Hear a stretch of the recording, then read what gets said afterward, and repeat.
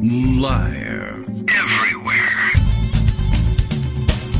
On netrootsradio.com.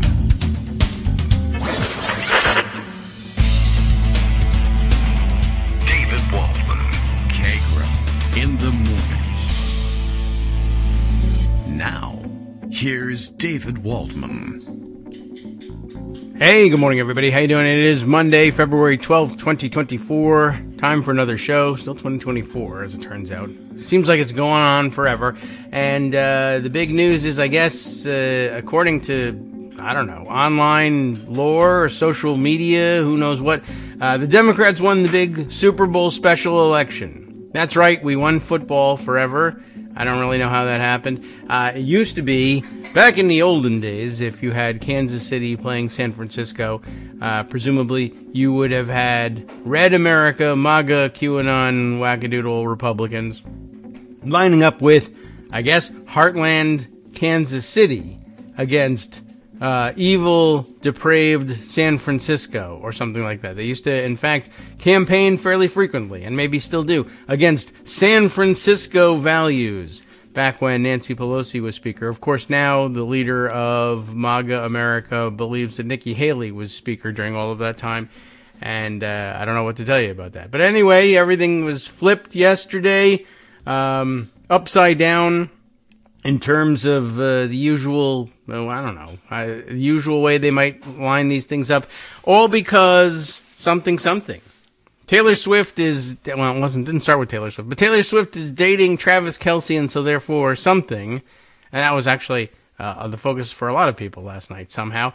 But I guess, I think I did finally get sorta, kinda, almost to the bottom of this. Travis Kelce, I guess, got vaccinated against COVID-19 and participated in one of those public service announcements in which he showed himself, I guess, with the Band-Aid on from getting the vaccine and encouraging other people to, you know, save their lives and the lives of others around them. And so therefore, yargle bargle, bad. And on top of it all, then of course that he should be dating Taylor Swift, who they all thought was going to be some sort of strange Aryan savior girl, turned out not to be, and but then she was going to Yoko Ono him right out of the championship, and then none of that happened. So there you go. That was, I guess, the narrative that they set up for themselves last night.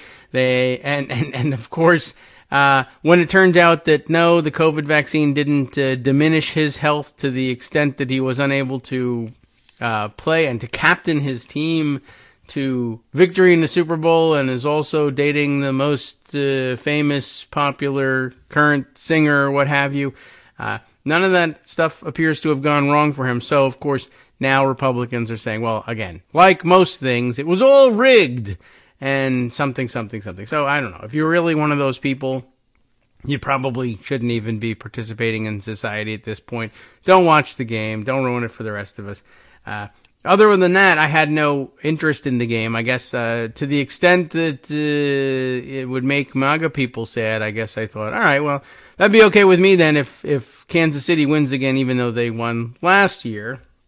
And come on, that's enough. But by the same token, I haven't really paid attention to NFL football closely for a very long time, and I grew up in an era when the San Francisco 49ers were winning all the time. Although my recollection is the last time I was really paying attention to football at all, they really sucked. So I guess maybe it was they were due or something. Anyway, everybody loved watching things. The commercials were great. I changed the channel a couple of times over to Nickelodeon, which apparently decided to do their own broadcast of the Super Bowl for kids. Are they affiliated with CBS somehow, an ownership or something like that? I'm not really sure how that would have worked out, but apparently it was the first time since forever that the Super Bowl's been on two channels, two U.S. networks, for whatever reason, and or I guess it's the same network. I imagine that's probably how they made it work out. Anyhow, so Nickelodeon did a broadcast ostensibly for kids, although I don't know, I saw a lot of adults say on social media that they were watching it, and it was SpongeBob SquarePants themed, So, I hope the kids had a good time. It was interesting, a little distracting. I actually, in order to watch the game, I actually needed the conventional distractions from the action on the field and not all the cartoonish ones. But big congratulations to Noah Eagle, to whom I can claim distant familial relation, who anchored the game for the Iron Eagle's son, Noah, and great call there. Just in terms of, one, he's totally got all the skills, for calling games like that, but also young enough that it makes some sense and he'll understand, he knows the SpongeBob culture and could actually crack the jokes. So, well, there you have it. It was interesting. People will want to talk about commercials. People want to talk about all sorts of things. And then people will want to talk about the various political things that happened over the weekend, and we'll get to all of that, some of which will be entertaining and some of which will be awfully depressing. By the way, also, I have to say, just before I was coming on the air, scanning for stories today, condolences to good friend of the show and social media friend to all, Ballerina X, who lost her dog, Ajax, over the weekend. Terrible news that I just saw as I was coming on. Always difficult, devastating when people lose their good friends that way, their pets. Just wanted to say, I saw that just as I was coming on. Not sure how exactly to handle that, but I wanted to, in case you were looking for some sort of comfort in the show today, condolences to you on the loss of Ajax. That must have hit you hard, and everyone is coming together behind you. So just thought we would add our own well wishes there. Before heading into our roundup for the weekend, it was big Super Bowl politics, horrific war scenes, of course, intruding into the picture as well. Greg Dworkin, you want to wrap it all up with one pithy statement, or you just maybe an hour or so would be more fitting? What do you think? Well, the Super Bowl was pretty dominant for a couple of hours last night. Yes. And Taylor Swift's team won. Yes, that is true. And, I saw all the celebrities that were in the boxes were very happy too, I think. Yeah. But Michael Harriot had an incredible thread about the NFL and its history. Oh. And I don't want to appropriate his work, but boy, we could just read it. Really, really helpful. Oh, okay. I don't think I saw that one. Well, the team in your area? To me. Yes, there's a Breadsticks organization. They changed their name recently to something else, Commies, I believe. Something like that. They used to be they're the Washington Commanders now, but before that, right, they were the Washington Redskins. Yeah, right. But before that, they were the Boston Redskins. Well, and before that, they were the Boston Braves. Okay. And the original owner of the Boston Braves football team, as distinguished from the Boston Braves baseball team, it's one of the reasons they changed their names, was a guy named Marshall, who was an incredible racist. Hey, you're an incredible racist guy. So that whole team has a history of racism, and Michael goes through the whole history of the NFL about how back in the day, which is the 1910s, 1920s. What a day. There were lots of professional football teams that got together and used to play each other. And if you wanted to win, those teams would, at least temporarily, hire, some black and Native American players to make sure they were good. So there were some players from that era whose names you might even recognize, like Paul Robeson and Jim Thorpe. Yes. Who were for hire. Mm-hmm. And then they got together at a car dealership in Canton, Ohio, which is why the Hall of Fame is there. And decided that they were going to put together a new league of players. Okay. Perhaps a national one, maybe. And they formed the American Professional Football Conference, which is now the NFL. Okay. And back in the day, NFL teams could still play against non-NFL teams. Oh. I guess, no. No, there were some black players. Wall of separation. Okay.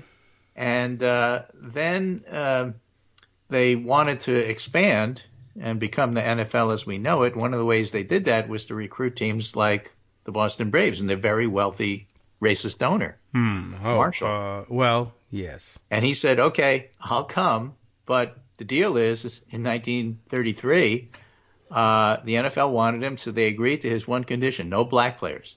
Oh, so they all got booted like out. A dumb condition. Wow. So, all right, we'd like to have a football league, and we'd like you to join it. Yes, but get rid of all the players. Yes. Huh. Well, if you get rid of all the Gophers, that might work. So eventually, the NFL signed 2 black players in 1946, but that was only because the Cleveland Rams moved to Los Angeles, and the city wouldn't lease its stadium to a segregated team. California leading the way on these things. 1946. Well, this stuff lasts right up until the 60s. Thank God Michael Harriot knows stuff. And you know what happened in 1960? Well, I mean, football-wise? No. The American Football League. And it starts playing games because they're really good. And you know what's different about the American Football League? I bet they allowed anybody who could play football to just come and do it. Yes, black players. Yeah, all right. That part of the history, and I'm old enough to have lived that era. Yeah. But that part of the history is, shall we say, completely whitewashed. Yes. So compete with the NFL. Some AFL teams paid black players more than they could earn in the NFL, and some actively recruited big-name black players, and others scoured the HBCUs, the historically black colleges and universities, for talent. Yes. And that's in the actual official NFL history. So it isn't a radical woke opinion, says Michael Harriot. Yeah. Well, that's good. They, a lot of institutions are sort of coming to grips with that and highlighting that fact and saying, well, here we should A, reprint our history, and B, not whitewash it, soften it, just come right out and say what it was all about. Right. So the first really good team in the AFL was a team called the Dallas Texans.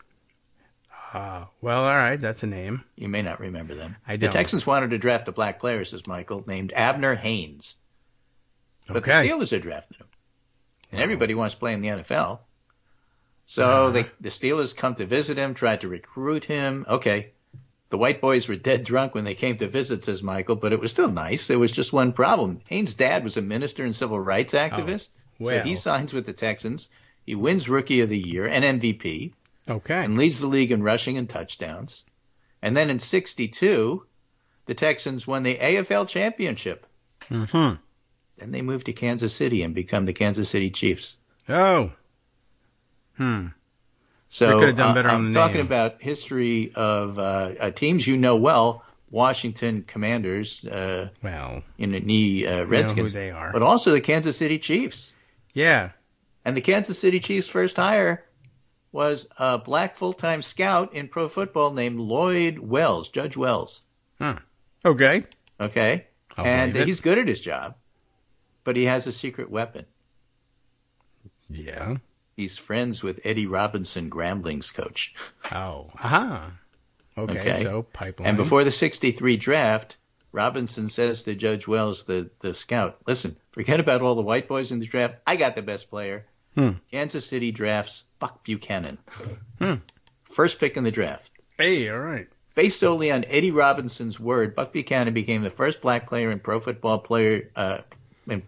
history to be drafted number 1 and is one of 4 Grambling players in the NFL Hall of Fame now. Mm-hmm. So the AFL's faster. The AFL's more exciting. The AFL has black players. And NFL owners upped the quotas at that point because of pressure from the AFL. Quotas.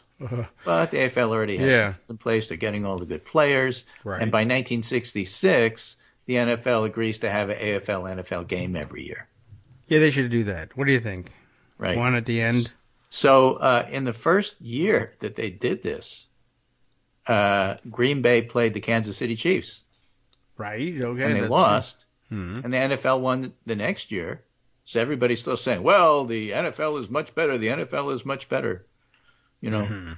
And then 68 comes around that season. Yeah. Joe Namath, New York Jets. That's they win. True. Yes. This much. And the next year, the Kansas City Chiefs make it. And Buck Buchanan is still on the team, and he wins the championship. Ta-da. Yeah, you didn't have to wait too long. And by then, the Chiefs become the first pro football team to start more African-American players than whites when they defeated the Minnesota Vikings 23-7 in what's called Super Bowl IV. It's really Super Bowl II because the first two weren't called Super Bowl. Like yearly coast. Right. So, as he points out, the AFL didn't hire unqualified black players. They just gave black players the opportunity to succeed because they were aware of the NFL's past racism. But if you ask any of the previous NFL championship, they tell you they won on the merit. Yes, you have to. Well, especially when they played head-to-head. You have to win that football game in order to win the championship. So Don't know he what has to tell more, you. but it's just fascinating history. That He did is. a great job of putting all of this together, and it's stuff I didn't know. Yeah. Well, I love all of that. One, stuff I didn't know, always good. Michael Harriot could probably tell you the history of just about anything. Everything. Stroopwafels. And it'd be stuff you didn't know. Yeah, right. And it'd be stuff you'd want to know after you hear it. You say, wow, I wish I knew that. Well, now I do because he told me. And it was so easy because Michael Harriot did it. I read it. Yeah. And it went so quickly, I hardly even knew I learned anything until the end. Oh, my God. I've learned something. So a lot of different memes running around after the game. Of course, what happened is Kansas City won. They won in overtime. Patrick Mahomes pulled it out. I know, I remember. Great. Yesterday. Wonderful game. I didn't watch any of it except for the last 5 minutes because that's all you needed. Well, right. As it turns out, the whole first part was a waste of time. So I missed the RFA ad where he was I saw trying that to, one. to somehow invoke past Kennedys. Somehow. Holy mackerel. I didn't see it, but I'm sort of glad I didn't. Oh, yeah. Well, I imagine it would have infuriated a number of old Like Kennedy fans. Yeah, but yeah, I people mean, old enough to remember him. like kind of evoked old Kennedy. It just took the Kennedy campaign song, and played it, but put his face all over it in nostalgic throwback style. Well, I don't know what manic weirdo, also collage style, but Right. yeah, just took the John Kennedy campaign songs and used them, or maybe it was, I don't know, maybe it was Bobby Kennedy's songs. I have no idea. It sounded a little early, maybe. So probably the JFK campaign songs. I don't know if I could tell you which one. So it was. a lot of memes around the Super Bowl floating around the internet. Probably my favorite is the Dark Brandon one with Joe Biden and the Cyclops of the X-Men eyes. Yeah, smiling and laser saying, beam just like eyeballs. we drew it up. Yep, because of course it was all rigged by the CIA or something like that. Right. But also one, I think it's Kelsey, Tay's boyfriend, screaming at his coach at some point of the game. At some point they were down by 10 points. Yeah, I don't know what they were screaming about, but I have that picture is now everywhere. That picture is now everywhere. And I saw it, and my first thought was, Kelsey screaming at the coach, did you know that there's like this really super important election tomorrow in New York 3 and it's going to snow? I had no coach, idea. Of course, is just taking it all in and kind of ignoring him and saying, sir, this is a Wendy's. You can see the drive-through headset I have on. I'm taking orders.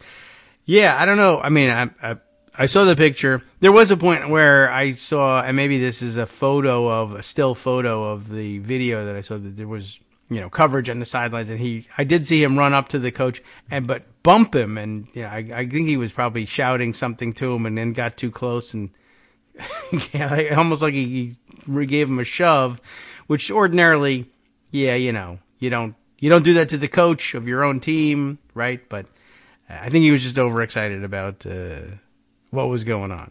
Sure. And there was, of course, congratulations from Hillary for Taylor Swift's boyfriend's team for winning. Excellent as well. Which was also excellent, so it's all good.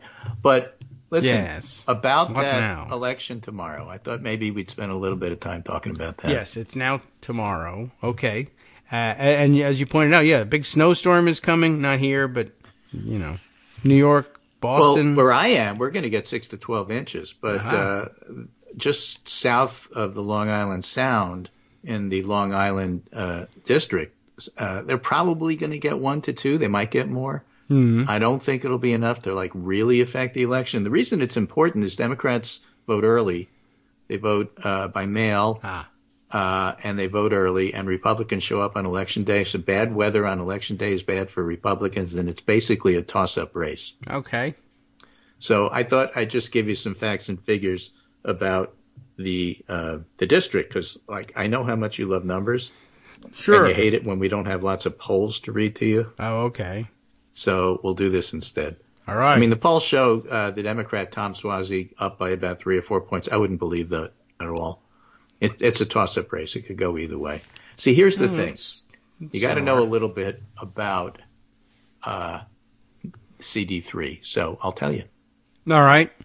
First of all, it's got a population of about 742,000 people. It is the most, it's the wealthiest New York suburban district of all of them. All right. More so than Jim Hines' district in Connecticut. More so than the Westchester areas. The median household income in the district is $129,000, and the median property value, $652,000. Wow. Pretty eye-popping. That's also but the of course, Wilco that bill. congressional district includes parts of Douglaston, Queens, which is relatively wealthy, a sliver of Queens, and Nassau County, Long Island. The part that the district includes also includes Sands Point. You might know it better as East Egg from The Great Gatsby. This is where Jay Gatsby lived. And Well. Tom and Daisy. Yes, well, those were rich folks. True. So it's a relatively wealthy district. Most people in Congressional District 3 drove alone to work, and the average commute time was 37 minutes. Well, not tomorrow. They're not going to. Average car ownership, 2 cars per household. The interesting part to me, 5 largest ethnic groups in the Congressional District, white, non-Hispanic, 65%. All right. Asian, non-Hispanic, 17.6%, nearly 20% Asian. Now, in the neighboring districts, just to give you an idea of what's going on here. What is? Okay. Congressional District 2 is represented by a Republican, Andrew Garbarino.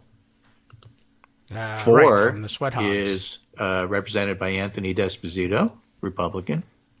Okay. 5, Gregory Meeks, Democrat. Yeah, all right. And 6, Grace Meng, Democrat. Grace Meng is doing a lot of campaigning for Suozzi, the Democrat, in that area, trying to hit the Asian population, which is, pretty intense. So well, if he wins, if he does pull it out, I think he needs to thank her. Yeah, I think so. with a Lunar New Year party, a late Lunar New Year, a Eastern Orthodox Asian Lunar New Year party. Right. So Congressional District 1, Nick LaLota, Republican. I mean, it's a Republican trending area. Yes. And so the issues, have been about migrants, about Israel, because there's a Jewish population, and about abortion. But interestingly, because it's a wealthy area, because it's in New York, where abortion is basically a protected right, it's not the driving factor in the election. Not that it's not important, but it's going to be more important in a swing state or a red state than it will be in an area like this. I see. Yeah.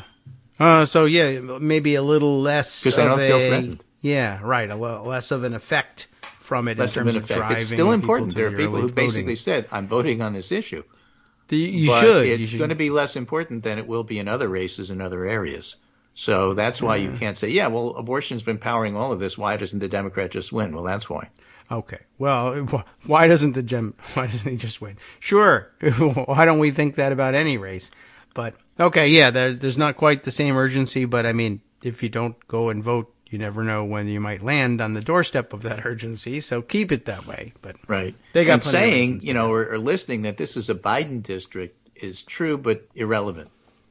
As a matter of fact, I don't think, I have to go back and check, but Chuck Schumer won his race and was the most popular politician in New York last time he ran.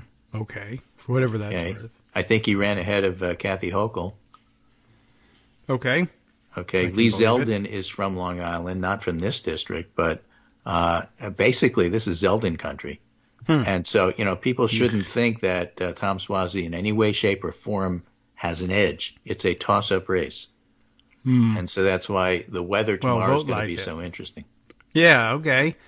I guess I hope there's lots of snow in front of Republicans' houses. Maybe. Or where they get plowed in or something like that. Right. Okay. So I think one of the election analysts has already sussed out the headlines on Wednesday. All right. Right. Because if Suozzi wins by more than 5, Suozzi wins in a meaningless election. Okay. And if he wins but less than 5, Suozzi wins in warning sign to Democrats. And if he loses, 5 alarm fire for Democrats if Suozzi loses. I mean, those are the only possible outcomes. I guess that's probably about right. That's sort of the mode they're in at the moment. Right. Okay. So this is analysis from Bloomberg. What plays in the 3rd District is likely to play in Orange County, California, Bucks and Montgomery counties in Pennsylvania, Oakland County, Michigan, and other competitive places, said Larry Levy, Executive Dean of the National Center for Suburban Studies at Hofstra. 2 candidates have starkly different backgrounds. Suozzi's a 61-year-old moderate Democrat who held the seat for 3 terms until 2023, so he's got pretty good name recognition there. Yes. Ozzie Phillip, 44-year-old county legislator with an extraordinary biography, airlifted Israel from Ethiopia, and very conservative. So it'll be a really interesting race. She's running on her history. He's running on legislation and issues. Oh, well, we'll see how that one works out, because, most people don't really love legislation or issues.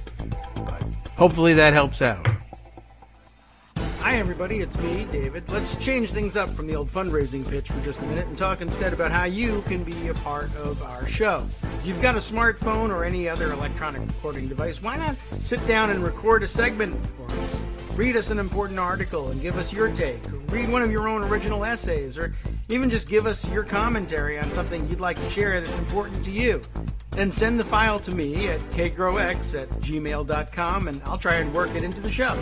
Short segments, a few minutes in length, are easiest to fit in. And of course, I can't always guarantee that I'll be able to play everything, but if you've ever shouted at your radio or TV about something you wish was being covered, here's your chance to change that. Make the show your own. Send your submissions to me at kagrox@gmail.com.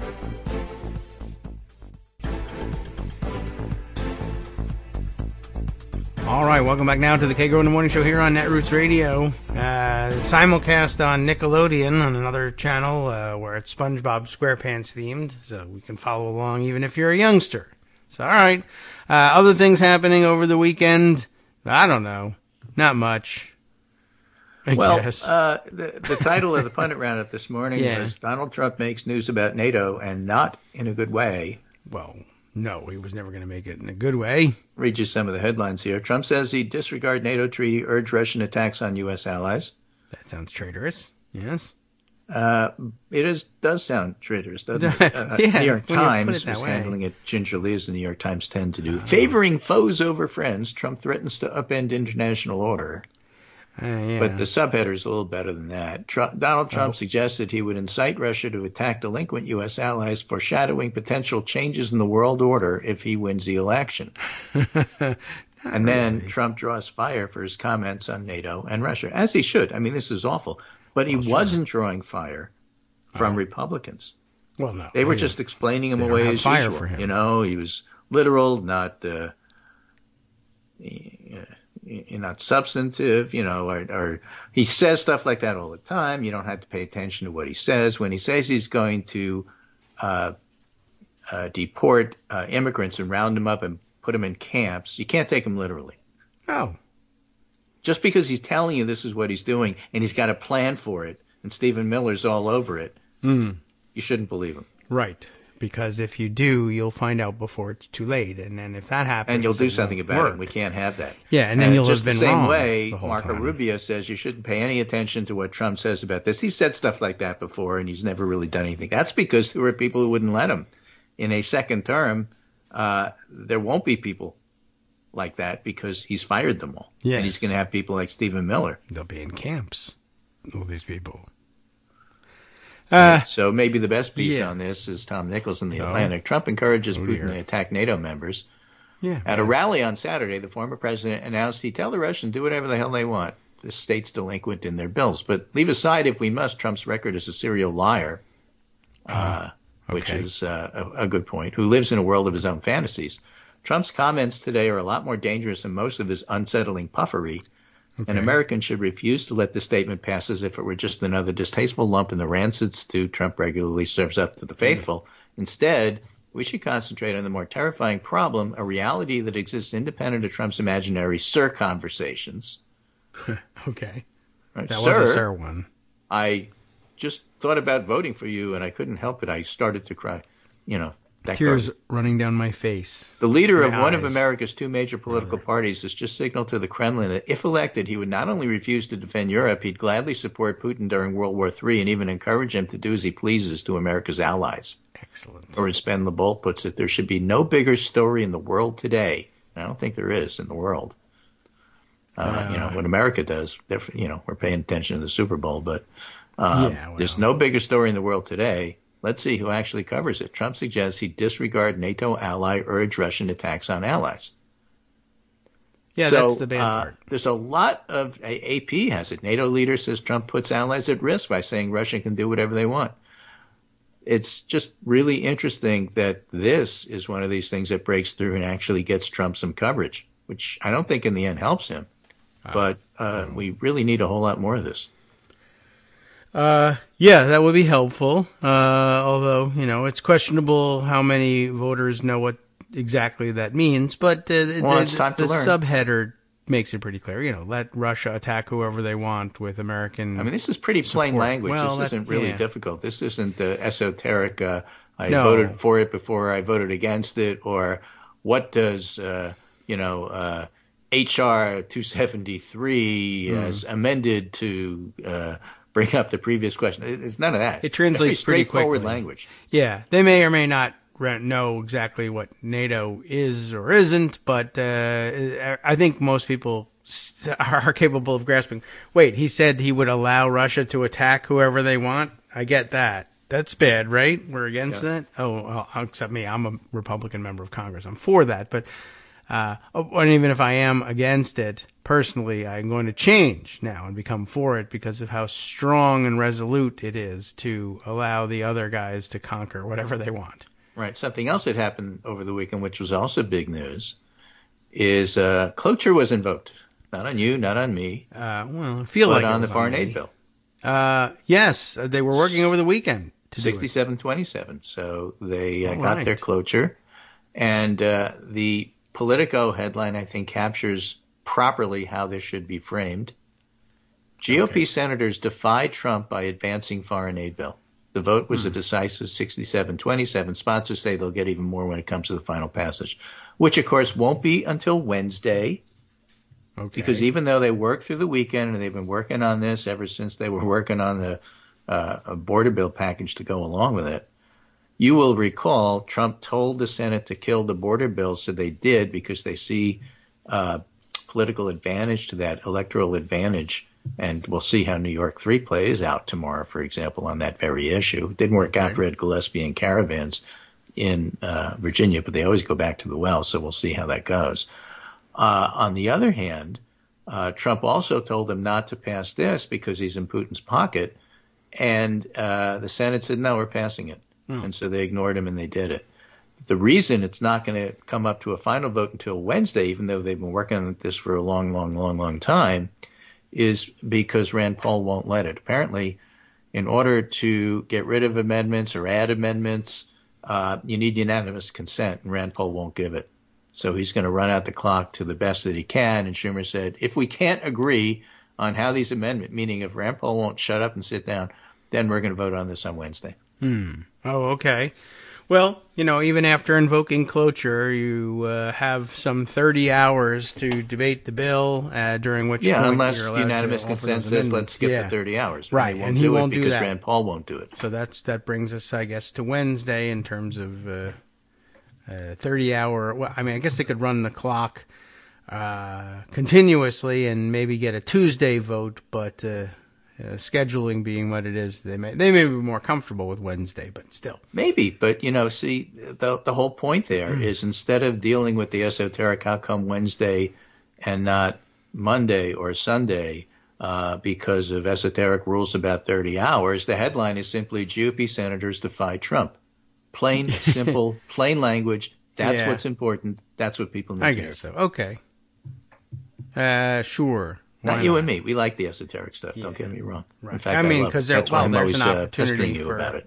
that. But if you're going to write a story, write a headline: GOP senators defy Trump. That's a decent one. Although you could certainly get away with one. I wouldn't be interested in one that says one or two lone super wackadoodle Republicans. They defy Trump, but they're still filibustering it anyway, or they're still making it take 3 days.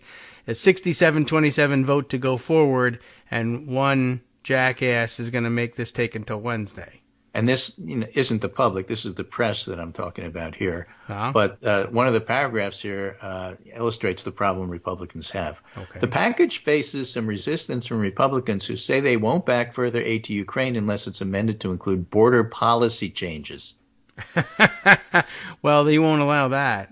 Last week, Republicans blocked a bipartisan border foreign aid package that was negotiated for months, arguing it didn't go far enough to limit migration. Consideration of border amendments would require unanimous consent from senators, which is still elusive.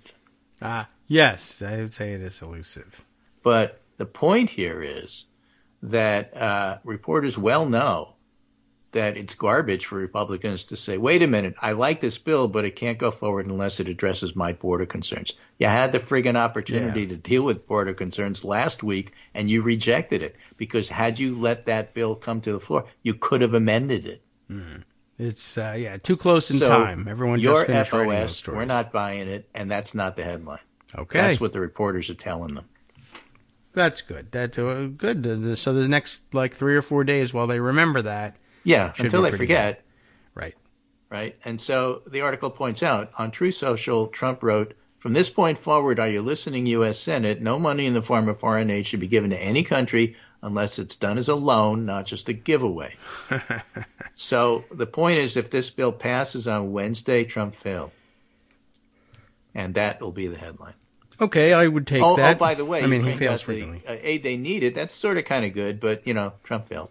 All right. I guess primarily, that's the primary importance here. Ukraine can be happy about whatever part they like when it passes. Well, again, American adults learn by repetition, so you just have to keep putting these things out there. Trump failed. Trump was rebuffed. Trump was defied. That all has to go there. Okay. Well, good. Even though... and by the way, Trump is a chaos agent. Oh. Well, there was that too. But they did give him a boost over the weekend, saying that he was being strong and leaderly and vigorous. Handsome and tanned. Yeah.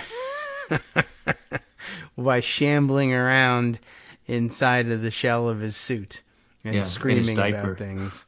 I mean, it's really something. Bad. Yeah, right. They would need a scratch and sniff newspaper, I guess, basically. Then he would lose. You could say, so, I don't smell know. what he is like. It's easy to get depressed about the state of the journalism business these days. I love it. It's so easy. But at the same time, sometimes they do their job, sometimes they don't. Yeah. And they're doing their job with the NATO stuff. Mounds and almond joy. Yeah, that's true. I mean, alarms raised. That's a good one. I mean, I don't know what else to tell you, except here's why they're not doing their job on. This is from Ron Brownstein in The Atlantic. Trump's knock on the door. The former president and his aides are formulating plans to deport millions of migrants. I think that should be a front page story too. Sure. It's not, but the NATO stuff is. So we'll go with that. Yeah, I mean, and I don't know. I'm sure the excuse as well is just formulating. Well, he policy. said that he's before. Not. Yeah, and he's not president now. Oh, I know, but he's not president now for the NATO thing either. And you have to take him seriously, not literally.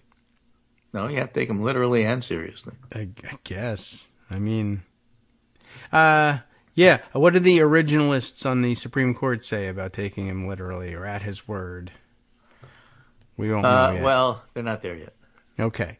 He's not they historical want him on the enough. ballot. And the more I think about it, the more I think there really is a grand bargain in the Supreme Court because they're a political organization and they're all political animals. Yeah, that's somebody pointed out, it's really likely. interesting that part of the problem with the Supreme Court is there were a bunch of lawyers. Well, yeah. Well, when Sandra Day O'Connor, right, or some of the or Chief Justice Warren, they've had political figures on the court. Yes, worked out pretty good. Yeah, true. They got to figure out. They were much better at let's compromise, let's figure out what's going on here. And speaking of which, I'm going to tell you about a really fascinating interview that you might not otherwise have come across. All right. And yeah, it's in the set of things I sent you. It's the one with Chris Murphy's picture that says "No one's in charge over there right now." Oh, let's see. Okay. And if you can find it, if not, I'll post it again at the bottom so you can find it easy. I'm scrolling. But Senator Chris Murphy helped negotiate a sweeping bipartisan border bill. Then he watched it fall apart. Well, that's what happens with border bills. And it was really interesting. Murphy's insider view of what was going on in the Senate.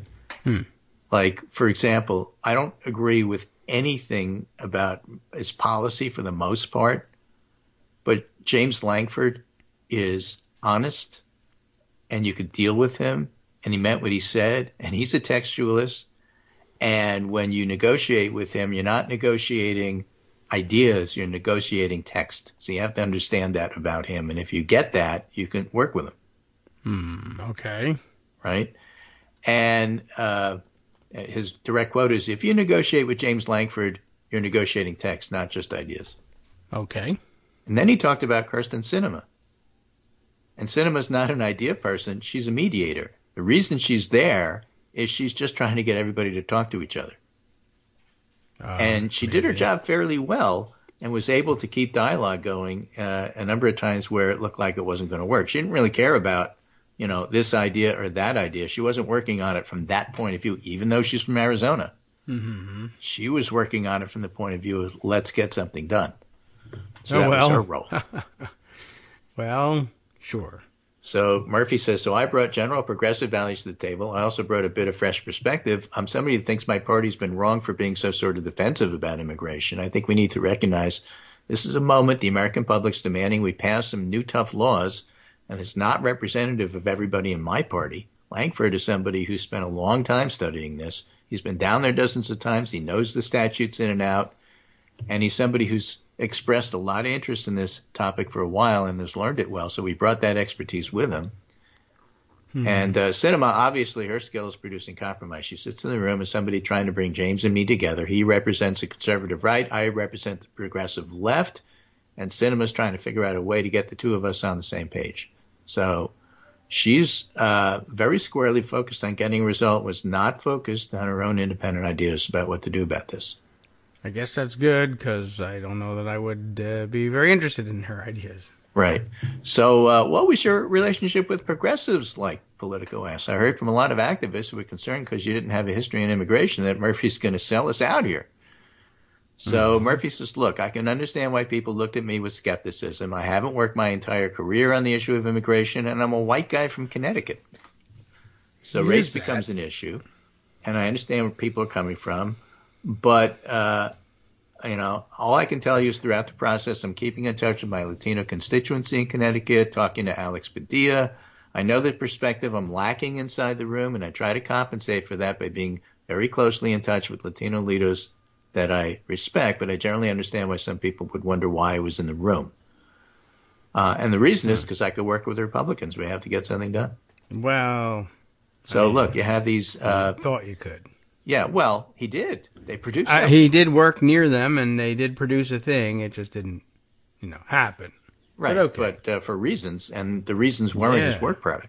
Right. No, he's willing to work with them. It was actually a work product that could have passed had it gotten to like an actual vote. Yeah. I mean, all you can say is, well, he works with the guy that was there who is a Republican. It's hard to say that anybody can work with Republicans because who knows? Well, that's what he's saying, really, is there's nobody in charge of Republicans, I guess. So, you bring me, who do you mean? Langford, okay, yeah, work with him. And he says Rand Langford Paul, essentially didn't bail. He stood up on the Senate floor and he defended that thing until the very end. True. Even though he voted to acquit Trump. He did do this and thing. And he says, listen, and again, I just have to tell you, one of the things that keeps me in this business, despite all the bullshit, is being surprised by people like Langford. Okay. And he also mentions John Cornyn, who he was able to work with on some gun legislation. Oh. So if you have an honest man and somebody who can deliver, it doesn't really matter if you don't agree on everything. And so James is wrong about a ton of things. He and I disagree on a ton of really important things. But I thought he showed leadership and courage. Yes. I mean, the fact that he didn't immediately abandon it is interesting. Right. We'll take it. So very, very interesting perspective. And look, you can get mad at people who are trying to get stuff done. I don't get mad at people who are trying to get stuff done. Okay. Who was it? Bill Buckley, years and years and years and years ago, said, I vote for the most conservative person who I think can win. Okay. We don't have that anymore. It's like, I vote for the most conservative wackadoodle person. That's true. And then they win. Well, sometimes they do, yeah. Although occasionally Republicans shoot themselves in the foot all the time these days, backing people who can't win. The of the world, maybe they'll do it again. We'll see. But in the meantime, I totally understand where Murphy's coming from. Okay. Connecticut. Yeah, among other places. Right, okay. So, what are his plans for Valentine's Day? Is he going to stick around and work, or does he... I don't know. He's probably going to watch the Super Bowl because he was busy and didn't have a chance to. Right. Well, that's Wednesday, and that's when they'll get to vote on the... What was it again? What did they do? This is the foreign aid bill. Right, okay. This is the Ukraine-Israel bill. The other big story in the news is Israel... rescue 2 hostages under the cover of bombing civilians, and that's not going well. And I don't know how. I mean, it played well in Israel, but I don't know how it's going to play in the rest of the world. I think we're finding that out pretty quickly. But I didn't even realize that I saw the 2 stories. One that they had done, another bombing in bombing run in southern Gaza, the district, not the city, Rafah. Part of the deal was to try to I didn't realize it was make noise so that they could run a rescue operation. Well, I mean, by the way, is this only, I don't know, they're not rescuing a great deal of hostages successfully. So, I mean, it's big news that they've done it here, First you have to find them, and then they're being kept it's very difficult, in ones and twos. So it's really hard to, it's not Entebbe.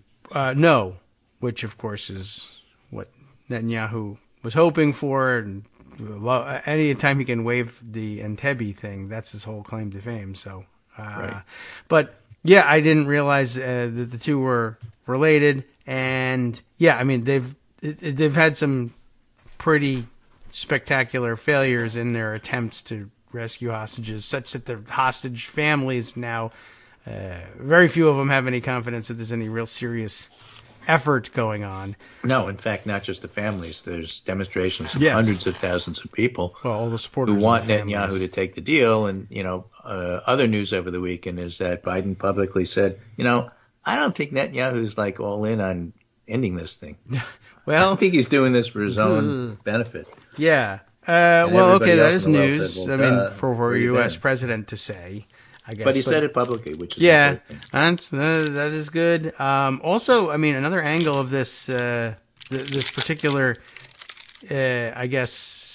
distraction attack, if that's what it was Egypt getting extraordinarily nervous, and I guess rightly so, saying, part of our whole existing peace framework, Camp David Accords with Israel, is the demilitarization of our borders.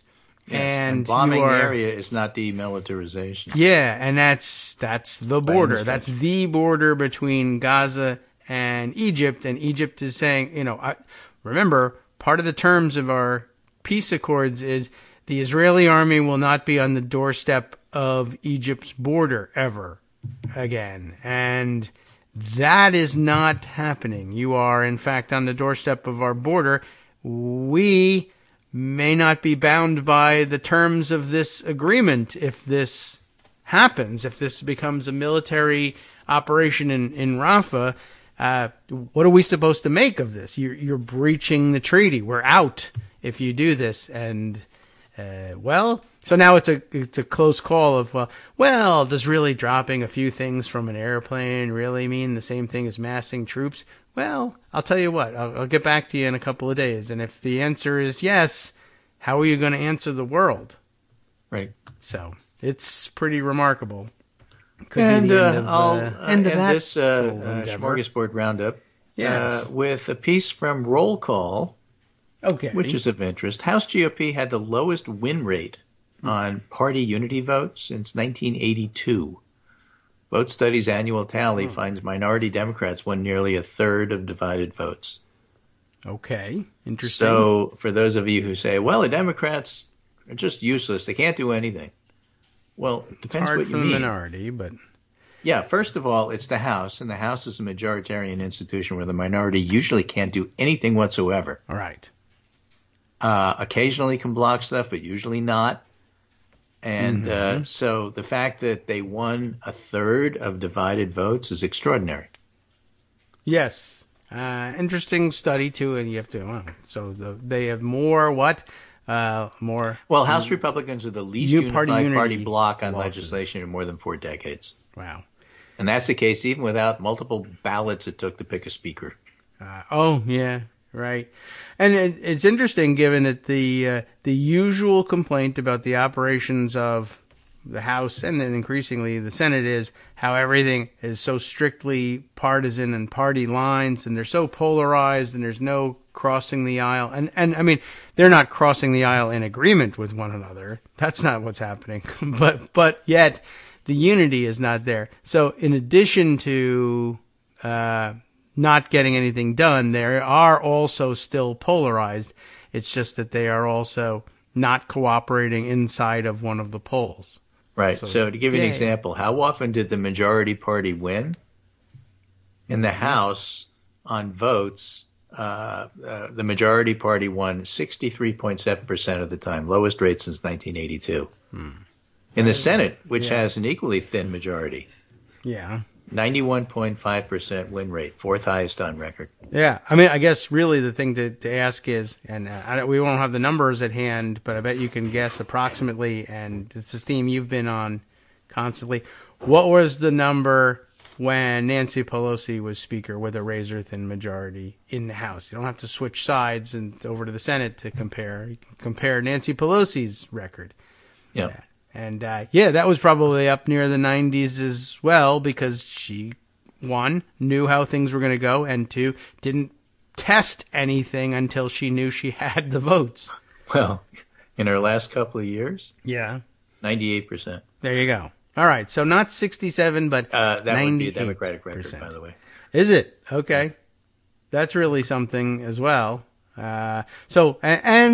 I know a lot of people never satisfied with how progressive the leanings are, but 98% party unity record, while moving some of the most progressive legislation in history, and with the most progressive Democratic caucus ever as well. So, things get better. Arc of history and all that may not all happen during the weekend or at a convenient moment in time for you, but it does happen. Now, the average House Republican voted with the majority 9 times out of 10 on votes where the party's majority was divided. So eventually the Republicans came around. But Nancy Pelosi got them all to do it. Yeah, and the problem is with a razor-thin majority, which may change as of tomorrow. Oh, yes, right. Well, they'll stay razor-thin. May get better, may get worse. So razor. It's all important, and it's just something to keep an eye on. The fact is, Mike Johnson's not very good at his job, and it matters. Yes. Well, it's a tough job, and he didn't know he was going to get it, for one thing, and it didn't make any sense to give it to him, but just no one else wanted it, so he took it. And I don't know how well you're going to do in a situation like that. If you, for instance, before I was Speaker of the House, my biggest project was building a fake Noah's Ark. Well, they give some examples of what these votes are to give you an idea of just how wackadoodle the Republicans are. Of the 515 House Party unity votes, 54 of them, are more than 10%, were on measures to reduce salaries for officials ranging from the White House press secretary to the acting administrator of the National Highway Traffic Safety Administration. Yeah. All Democrats voted no, and between 45 and 75 Republicans voted with the Democrats, so they lost those votes. Because they were stupid votes. Yeah, I mean, it's things that they might have been unified over drinks one night. Well, we know what we should do. We should reduce that guy's salary.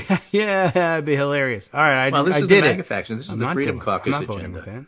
And a lot of Republicans wouldn't vote for it. It's just that it'll be interesting tomorrow if, in fact, they take another shot at their messaging, because that's what these are, messaging bills. Mm-hmm.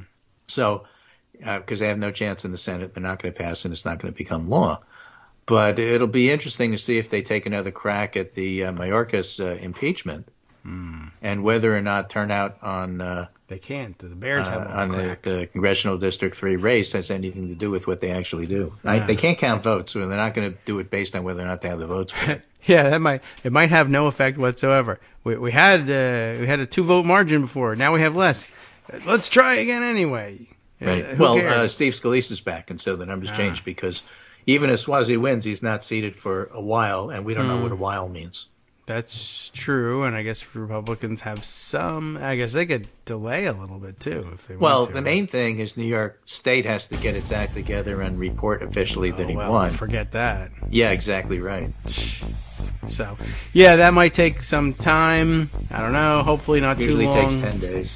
Anything could happen with Steve Scalise. I mean, it's touch and go. Someone sneezes on him, he may be back in the hospital. So, anyway, that's the story, and I'll be back on Wednesday, and maybe we'll have something more coherent to say about the Taylor Swift moment. Yes, or that election thing. Or the overtime rules that changed. Made it exciting, actually. Yeah.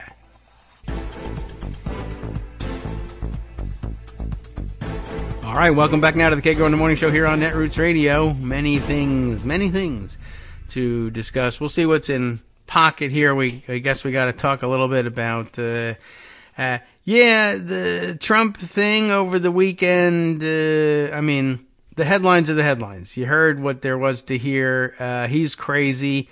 It was a little weird and disturbing on top of the treason part of it. Just like, it's as if Trump thinks that he'll get some kind of kickback payments or in some way, like the idea, well, there's like 15 layers of wrong to what he was saying, not the least of which is, as many people pointed out on social media, that for him to say that unless you pay the bills for joining NATO and keep up your end of the bargain is the idea here, then why should we protect you? The U.S. isn't going to protect you if you don't pay your bills to NATO, which, one, is not how things work. Two, the ridiculousness of someone like Donald Trump saying, well, what could you expect to happen? That's what happens to people who don't pay their bills, who's the guy who never pays his bills for anything. That's some particular chutzpah, of course. And then, of course, I'll allow Russia to attack you. And so, I mean, I don't know. You can't even examine it as coherent policy, right? Like, there's no point in asking him. So if a country, quote unquote, doesn't pay, which isn't even how it works, so how would you ever know? And I guess for a guy like Donald Trump, that's perfect, because how would you ever not know? Because if I just say they're not paying the bills and people believe it, even though there is no such thing as bills to pay, right? No one would understand that. They didn't pay. They did pay. They paid plenty. They paid twice as much as they were supposed to, but Orange guy said they didn't pay. So now we're all investigating it. Republicans say, he said they didn't pay, therefore they didn't pay. Democrats would be saying, he said they didn't pay, therefore the New York Times says they might not have paid and we have to check it out and be open to the possibility that they didn't pay. And it'll take us 6 or 7 days to figure this thing out. So in the meantime, let's assume they didn't pay, because it was strong and resolute of him to say that they didn't. And so here we are. But it's not a thing, and of course it would leave it. You'd have the New York Times would be asking, well, suppose they do pay, sir. Would you change your mind and join the fight on their behalf? Once they paid, like suppose on day one they haven't paid, and so you encourage Russia to invade. Russia invades, and then they understand your message, and they hurry up and they pay right away. Are we going to jump in and defend them at that point, or is it too late at that point? What's the coherent policy response at that point? As if it were a coherent policy response to begin with. But I guess we'll be stuck in that cycle for a little while. So that's not so great. The headlines I grabbed, well, one, the most, oh my God of the bunch of them, I guess, would be from the HuffPost. Trump says he might, quote, encourage Russia to attack NATO allies. That sounds very treasony. But I also grabbed the BBC headline because it's the BBC headline, and poor folks in Britain must be going crazy seeing headlines like this. Trump says it's the same thing. Trump said he would encourage Russia to attack NATO allies who do not pay their bills. The main difference between the HuffPost version of the story and the BBC version of the story, you would think there would be a greater difference between them, but in fact, the big difference is that in the BBC, they only capitalize the N in NATO. That's really it. Trump said he would encourage Russia to attack capital NATO allies who do not pay their bills, says the BBC. And far left wackadoodle American publication HuffPost, whatever, not really. Trump says he might encourage Russia to attack capital N, capital A, capital T, capital O allies. It's the same thing. So they must have it right. Where do you want to read? You want to read the crazy HuffPost or the very staid BBC on this thing? We'll see what people are seeing overseas. James Fitzgerald for the BBC. Donald Trump has said he would, quote, encourage Russia to attack any NATO member. I mean, you have to laugh, except for the World War III part. Any NATO member that fails to pay its bills as part of the Western military alliance. I guess I'm curious. What were British people told about this on day one? I don't know what's happened since, but at a rally on Saturday, he said he had once told a leader, that he would not protect a nation behind on its payments and would, quote, encourage the aggressors to, quote, do whatever the hell they want, unquote, because, as you know, no, there's nothing really. As you know, no, that doesn't make any sense either. Nothing about it makes any sense. You're not going to get paid, and they're going to have been overrun by some aggressor, even if it's not the Russians, and then what? I really don't, It's Donald Trump, right? He doesn't give a damn. The hurricane went here, not there. Buy Greenland, ram the ramparts, take over the airports, whatever. He doesn't care. Anyway, I found that interesting. Also, by the way, of course, I guess in typical, New York Times style, that they've been digging into this, you see, and the real story is that most former Trump staffers, they could find no former Trump staffers who would confirm that Trump ever spoke to any NATO country's leader and told them that he would allow Russia to attack them and do whatever the hell they want unless they pay. So, you see, he says he said that to NATO leaders, but he didn't say it to any NATO leaders. Well, he probably didn't. But I don't understand how that's was that supposed to make things better? No. He doesn't say things like that. Well, he spent Saturday saying that he says things like that. So if he didn't say anything like that, then he's a liar and a wackadoodle. But we knew he was. So I don't know. Nothing changes. But if he did say that, then you're a liar and he's a wackadoodle. So I don't know what to take away from this. Nothing really helpful in all this. Members of NATO commit, of course, to defend any nation in the bloc that gets attacked. The BBC has to now, return to reality and report on this stuff. The White House called the comments appalling and unhinged. NATO chief Jens Stoltenberg, is it Jens, I guess, right? Pictured in a lot of the articles along with him. I guess, I forget who was running this, but if I check my social media feeds, I'll find it again. But there was a shot from the 2019 NATO meeting. Here it is. And someone is just pointing it. I guess USA Today had run their story, and they used a illustrative and metaphorical picture, I guess, from the 2019 NATO leaders meeting, in which Jens Stoltenberg is among several of the NATO leaders, pointing Donald Trump in the direction they want him to go, to stand in his place for a photograph of all the leaders together. And Trump is eyes closed, shambling in the opposite direction, and everybody's pointing the other way. So I guess it's metaphorical in that sense, right? All the leaders of NATO are like, you should be going that way, and Donald Trump is shuffling the other way instead.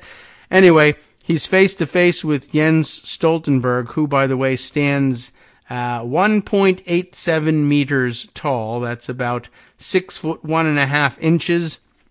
And he is face to face with the reportedly 6'3" Donald Trump. And no, it can't possibly be true, because Trump is an inch or two shorter than Stoltenberg in this photo. So I like to point that out every once in a while. Why he's not in his lifts, I don't know, but apparently that is the case. Anyway, wow.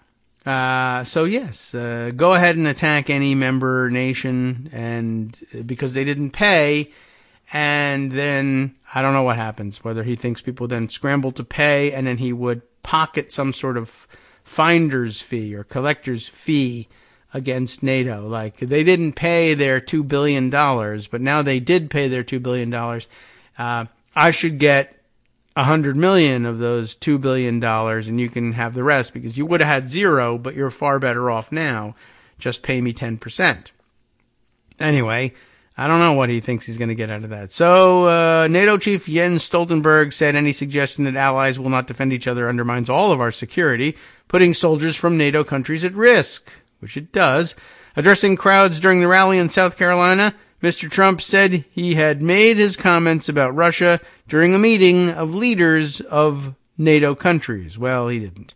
He recalled that the leaders of a big country had presented a hypothetical situation in which he was not meeting his financial obligations within NATO and had come under attack from Moscow. Mr. Trump said the leader had asked if the U.S. would come to his country's aid in that scenario, which prompted him to issue a rebuke. I said, "You didn't pay? You're delinquent? No, I would not protect you. In fact, I would encourage them to do whatever they want. You gotta pay." Do you? Why? I don't know. I like that not only would I not help you, I would encourage them to do that to you. A White House spokesman for the former president was encouraging, said the former president rather, was encouraging invasions of our closest allies by murderous regimes. Yeah, so, and labeled the comments appalling and unhinged. And he added that the statement endangers American national security, global stability, and our economy at home. So, just a couple of small things. In a statement responding to Trump's comment on Sunday, Stoltenberg said, any suggestion that allies will not defend each other undermines all of our security. It's the same thing over and over again. Okay, well, I expect that regardless of who wins the presidential election, the U.S. will remain a strong and committed NATO ally, Stoltenberg believes. We'll see about that. I don't know. Is it worth... I guess I was a little bit interested in what they were telling British readers, but I don't know. It seems like they're getting the New York Times treatment of it more than anything else. So, let's see. They talk about Trump being the favorite to run again as the Republican candidate. We already know that. They, I think, have got a grasp of that, but might be still waking up to that fact. Trump has long been critical of NATO and what he sees as an excessive financial burden on the United States to guarantee the defense of 30 other nations. Dr. Patrick Bury, B-U-R-Y, Bury, I don't know, a defense and security expert and former NATO analyst, told the BBC that Mr. Trump was reflecting anger in the U.S. that some European NATO countries were not spending 2% of their budget on the military as NATO wants. Playing hardball with NATO allies is correct, but it all depends on how far you go. These comments are too far, really, he said. But, he said, such statements had an impact at a time when Russia had put its economy onto a war footing and its military spending was outstripping that of European countries. If Trump is in the White House and there was a split in NATO over Ukraine, or about how it would respond to a small incursion that should, in theory, trigger Article 5, that's where the NATO alliance is worried there are all of these what-ifs, he said. Russia launched its full-scale invasion of Ukraine in 2022, having begun in 2014, of course. After Trump left office, he has since bemoaned the amount of money U.S. sent to Ukraine, which is not a NATO member. The U.S. has provided Ukraine with more financial support than any other country, totaling more than $44 billion, which they helpfully convert into pounds for the readers in the BBC, 34 billion pounds. Since the 2022 invasion, according to White House figures from December. However, Republicans in Congress have since the turn of the year blocked all new funding, demanding tough measures to restrict migration into the U.S. on its southern border, except not really, and then refusing to amend the bill when it was presented earlier this week. Mr. Trump celebrated that rejection during Saturday's rally, saying the proposals made by President Biden had been disastrous. The two issues have now been successfully separated, meaning that senators are now able to debate the aid money separately. They helpfully let us know at the end of that article. Okay. Not too much reason, I don't think, really, to read the HuffPost article at this point. I don't think it's going to add a great deal to it. Not that it's a bad article or anything. It's just this is the same material that they have to work with. And I was pointing out that there was not much separation headline-wise, and really from the body of the article, same thing.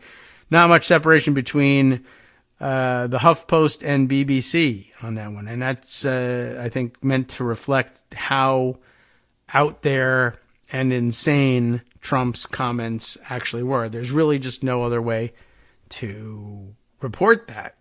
So, all right, let's see. A few other items that we might share from the weekend.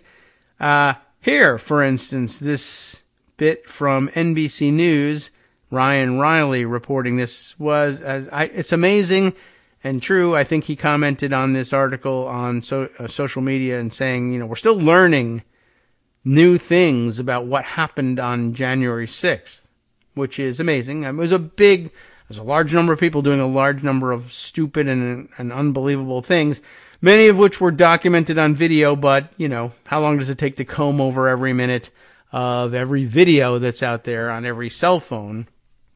Well, I guess this long. New January 6th footage appears to show a rioter firing a gun in the air during the Capitol attack. John Emmanuel Banuelos was previously identified by NBC News as a January 6th rioter who told police that he had a weapon that day, and new footage appears to show him firing it. Yeah, firing guns in the air in a crowded area, by the way. Not particularly smart. I guess we're lucky that the bullets didn't land, didn't hit anybody on the way back down. They do come back down. Plenty of expansive rooftops in the D.C. area for them to have landed on more or less harmlessly, but also, could have done some serious damage. And for all I know, here it is. It is currently mid-February of 2024. We are looking back at the insurrection of early January 2021, and just finding out now that, someone had a gun out, just waving a gun around in full view of everyone and firing it in the air. Did it hit somebody and we just don't know yet? I don't know.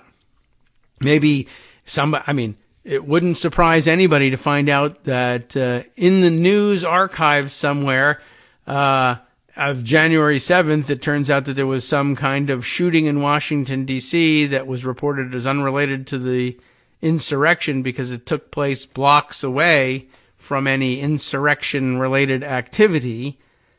But, and we don't know where the shots came from, but wouldn't that be something? Anyway, thankfully, I think that's not the case.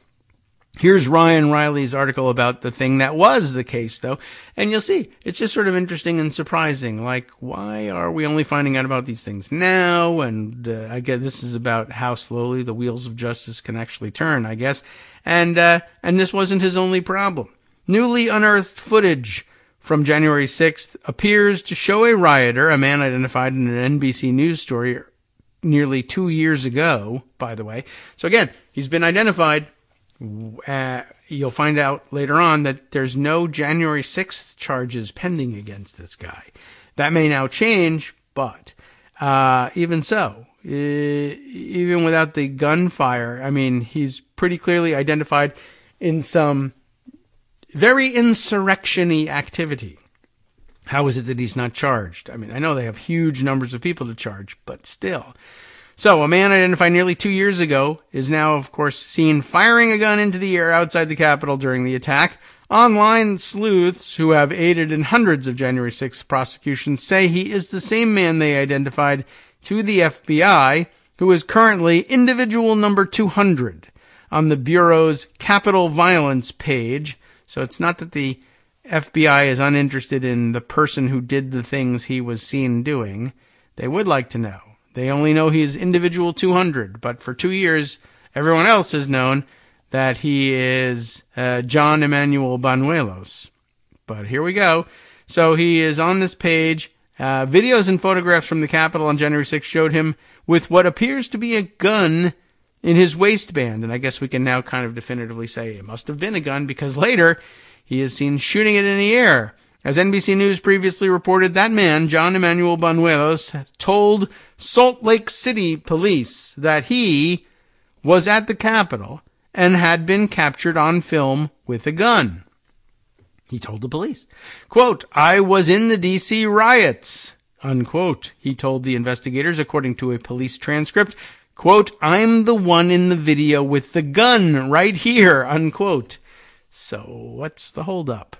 Banuelos has not been arrested or charged in connection with January 6th. The Salt Lake City police had arrested him in connection with the fatal stabbing of 19-year-old Christopher Thomas Senn in a park on July 4th, 2021. So here he is at the riots, January 6th, waving a gun around, shooting it in the air, filmed brandishing the gun, filmed with the gun in his waistband, brought in he goes home. Nobody arrests him. Go home in peace. We love you. Be peaceful. Go home. And instead he says, I'll go home. And on July 4th of this year, I'm going to stab somebody to death in the park. Got arrested for that. And then told them, by the way, I was at the January 6th riots and I'm firing a gun in the air. Oh, okay. And, they're running through what to do with him over the stabbing, which, by the way, they decided not to do anything about. And I guess we're all still waiting. Gee, I don't know. It should be against the law to sack the Capitol and fire a gun in the air? Yes. Well, maybe he needs to confess. Maybe he needs to call the FBI himself. And in fact, he says, quote, "Man, should I just tell the FBI to come get me or what?" He asked Salt Lake City police officers, according to a police transcript. Weeks later, Banuelos called an investigator with the department and, quote, talked about going where Donald Trump sent him, unquote, apparently referencing the Capitol, according to a police record. The Salt Lake City DA's office did not pursue a case against Banuelos, who claimed self-defense in Senn's death. That's the guy he went home and stabbed in the park on July 4th. Because USA. Now, footage released by another January 6th rioter appears to show Banuelos firing the gun into the air twice during the chaotic scene on the west side of the Capitol as rioters battled with police. Online sleuths also surfaced U.S. Capitol Police surveillance footage previously released in connection with another Capitol attack case that shows the man they've identified as Benuelos appearing to fire the gun. And here he is. He's in a screen cap. He is he's up in the scaffolding, it looks like, which would have put him on the west front of the Capitol, the scaffolding that was being erected in preparation for the Biden inauguration. So he's now climbing on the scaffolding. There's people all over the place. He's in a huge crowd, and he is firing the gun in the air. He could have killed any of these people. Interestingly, I am a little curious as to what he thought he was doing, just in terms of, like, there's no one, I don't know, is anyone around him threatening him? There is someone climbing up the scaffolding nearby him, just beneath him, and they're in a dark coat, but it's not marked police or anything. So, and he's not pointing the gun at cops, but, you know, I don't know, like, usually the shooting in the air thing is something that, you know, in the movies, there's some cacophonous scene going on, and the guy shoots the gun in the air and everybody stops dead because of the surprise and shock of hearing the report of the gun, and everybody stops and he's got their attention and he tells them the very important thing that's supposed to come next. And it seems pretty clear he fires the gun and nobody even, I don't know, certainly no one notices any more than 5 feet away from him. And I don't know whether he thought he was going to bring the whole riot to a close or be able to get everyone's attention and make some sort of announcement and double down on the violence or what. But he doesn't seem to be shooting at anyone in particular, and there's almost nothing you can gain from shooting into the air. So it's just a little bit of a puzzle. But you could probably ask him and he would tell you. That's part of the problem with all of this. So, all right, here he is. Footage released by another January 6th rioter, interestingly enough, shows him appearing to fire the gun. They found multiple other videos in which the gunshots can be heard. The footage is the first showing a rioter firing a gun on January 6th. And remember, of course, all the time between January 6, 2021 and now, Republicans have been insisting that there were no weapons among the rioter insurrectionists at the Capitol, or at least no guns, or at least only a couple of guns, or at least they weren't, or at least they were fired, but only into the air, or I don't know. Okay. The incident took place at 2:34 p.m., really at the height of things here, which is about 10 minutes before an officer inside the Capitol shot and killed Ashley Babbitt as she jumped through a broken window leading into the speaker's lobby. So again, I guess that's important in terms of, like, well, if you have any questions about, well, did that officer actually need to shoot Ashley Babbitt? There was certainly time for news to have circulated among law enforcement, both inside and outside the Capitol, that shots had been fired, if that news actually circulated. I'm not certain that it did, but it could have. That's plenty of time for that news to have made the rounds. The incident with the gun outside the Capitol was not previously known to online sleuths and has never been mentioned in any court filing. At the time and location where the shots appear to have been fired, the Capitol grounds were in chaos, with law enforcement firing their own non-lethal rounds of crowd control munitions following sustained repeated assaults on officers, which could explain why the sound of 2 gunshots didn't grab much attention. Despite repeated false claims from conservative media figures that the mob that stormed the Capitol was unarmed, a multitude of defendants were armed with deadly or dangerous weapons, including several who carried firearms, as the Justice Department has proven in court. As a matter of fact, here they are now. Among the January 6th rioters who were proven to have carried firearms during the Capitol attack are Christopher Alberts, who was sentenced to 7 years in prison; Mark Massa, who carried 2 guns and was sentenced to 5 years in federal prison; and Guy Reffitt, who was sentenced to 7 years in federal prison after he became the first January 6th defendant to go to trial. So, you know, there have been a couple of them. Another January 6th participant, Jared Bargar dropped his gun in the mob. Yikes, gun fail. And was recently sentenced to 5 years of probation with 6 months of home confinement. The officer who recovered Bargar's weapon on the ground was aware of multiple reports of firearms in the crowd, according to prosecutors. Trump also knew the crowd was armed. His former aide Cassidy Hutchinson testified before the House January 6th committee in 2022. You remember that. Get rid of those mags. Hi everybody, it's me, David Waldman. Yes, the same guy who interrupts you all the time. Interrupting you one more time, just to tell you again, another reminder that your contributions are what keep this show on the air, and patreon.com, patreon.com, is still among the easiest ways to make the sustaining subscription donations that keep us afloat. Are you ready for the pep talk about how our Patreon campaign is still going strong and growing? Well, too bad. Yeah, the plain fact is we actually are headed in the wrong direction, and whereas we once had about 175 monthly patrons, we're now actually down below 150. Time to recruit some more. Not exactly the kind of news I wanted to share, but there it is. For those of you in a position to support the show, patreon.com does make it easy to make those secure, recurring monthly contributions to do so. Patreon.com/KagroX gets you straight to our donation page. We've been through a lot together. The worst of the pandemic, we hope. The worst of the insurrection, we hope. So go ahead and treat yourself. You don't need an excuse. Give yourself the gift of a little something you enjoy in life. Support the show. And of course, if you happen to prefer using PayPal or even the Square Cash app, we're up and running on those options too. So thanks again, everyone, for all your support. We couldn't, or at least shouldn't, do it without you. Hope you'll be on board soon too. Thanks for all your support.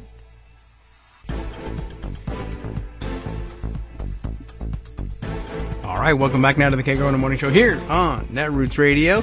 All right, let's continue a little bit with the rest of this story, just because it was, I don't know, as surprising as it was disappointing, I guess, that this guy hasn't been in jail for the past couple of years. So, as we pointed out, there were at least a handful of other people who were caught with firearms that day. And then, of course, the reminder that Trump knew that the crowd was armed, according to Cassidy Hutchinson, who told the January 6th committee in 2022 that he knew that that was the case and that he urged security to remove the magnetometers at his rally that morning, the metal detectors, according to her testimony, adding that Trump yelled, "They're not here to hurt me," or "They're not here to hurt me," or I don't know. We're not really sure exactly where the emphasis was on that one, but they're here to hurt someone else, so it's okay to let them in. Because so few rioters were arrested on the scene on January 6th, there will never be a full accounting of how many of the rioters were carrying guns and other weapons. The new footage was released this week by Derek Evans, a January 6th rioter who has admitted that he committed a felony on January 6th and was sentenced to 3 months in federal prison. He is a former West Virginia legislator, now running for Congress, having screamed at police officers that day on his own live stream, "We're taking this country back whether you like it or not." And he's running on that basis. Now, what he thought he was doing, I don't know. Maybe he just thought he was releasing his own footage of being a cool, patriotic guy by screaming at police officers about taking over the country, and didn't realize that there was a guy firing a gun in the background. I don't know. Evans did not shoot the new video, or shoot the gun for that matter. He stormed the Capitol from the east side of the building, not the west side where the shots were fired. But he's been using the video that he obtained, that's weird, to raise money for his campaign, and placed narration over the video that included false claims about the January 6th attack. So that sounds good. Informed by NBC News that the man he posted video of had been identified, Evans told the NBC News that he thought it was, quote, fishy that Benuelos wasn't arrested. It's disturbing. I don't know. Maybe. Is it fishy? It's probably, now he's saying, well, that's because, of course, as I always have claimed, which was false, of course, people like Evans have been running around claiming that, well, I was there on January 6th, but I was the only one who was a Trump supporter, and not everyone else was a FBI plant. And you can tell because here's somebody shooting a gun in the air and he didn't even get arrested for that. So that must mean he was an FBI provocateur, one of their own, and that's why they didn't arrest him. I'm sure that's his claim. We don't even need to read the rest of this article. I can make it up myself. Well, let's go see what he goes on to say. I think it's all right here, just as you would expect. Informed by NBC News that the man he posted a video of had been identified, Evans told NBC News that he thought it was fishy that Banuelos wasn't arrested. While Banuelos has an extensive online history of being a Trump supporter, Evans, nonetheless, naturally, described him as an agitator and said he thinks he might be a federal agent feeding into a false narrative that has been disproven time and time again. And despite the fact that I'm saying this as clearly as possible, YouTube will now attach warning language to the video, audio really, of today's podcast, or of today's live stream that we're turning into a podcast, warning everybody that you really need to read Wikipedia about January 6th to know what really happened, even though this article is telling you what really happened. The fact that you mentioned January 6th, they just don't care what you say about January 6th. They're going to attach that Wikipedia article regardless. Anyway, I think it'd be very disingenuous, Evans says, for myself or anyone for that matter to be like, he's for sure a federal agent. That would be wrong to say that, Evans said. But I think it's equally wrong to say that he's definitely not. I think it's a fair question. I think it's not a fair question. I think it's a dumb question.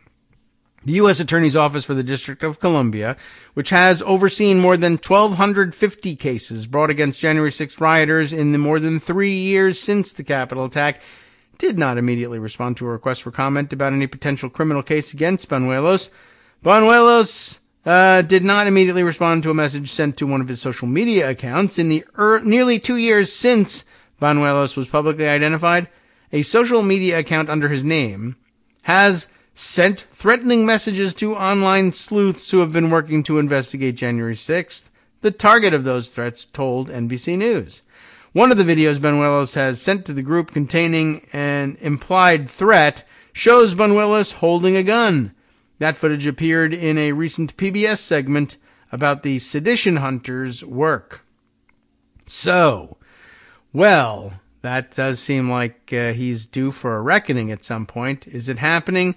Not so sure. And, maybe it has something to do with this story, which I'll share with you from Politico, unrelated directly to the Banuelos case, but reflective of larger issues, perhaps, though it is Politico, and you always have to wonder about what their motivation might be.